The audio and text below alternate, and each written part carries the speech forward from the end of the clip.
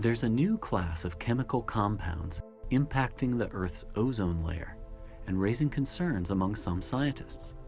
But a new NASA analysis indicates stratospheric ozone could actually be impacted more by climate change and the continued release of already banned chemicals.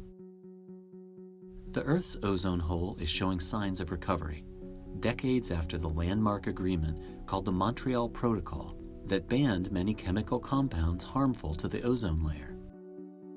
So we know the Montreal Protocol was a huge success. This was signed in the late 1980s when scientists and policymakers from around the world gathered together to try to save the ozone layer.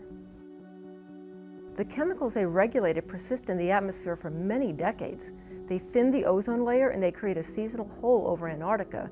They basically take away part of our planet's natural sunscreen, and that increases the risk of skin cancer and damage to plants. Scientists have projected the ozone hole could disappear almost completely by about 2075, but several factors could delay that recovery. There are some industrial compounds that are not banned by the Montreal Protocol, but as they enter the atmosphere, they will also hurt the ozone layer. But the unregulated compounds have a short lifespan in the atmosphere, unlike the chlorofluorocarbons that were originally regulated. So they have a short-lived impact on ozone, and we don't think they'll delay recovery by more than a few years. We projected by 2050, more than half of the ozone-depleting compounds in the atmosphere will come from long-lived substances banned by the protocol.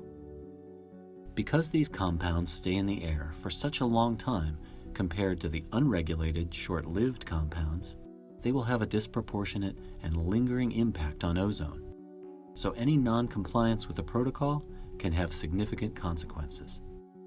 And the really big uncertainty in ozone layer recovery is climate change.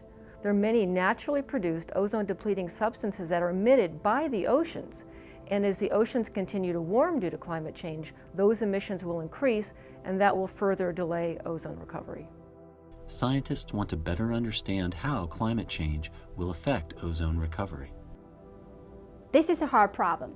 As a scientific community, we need to work on this major issue. We now have a powerful new tool to simulate atmosphere and its interaction with land and ocean to study this issue. And that's what we're going to do.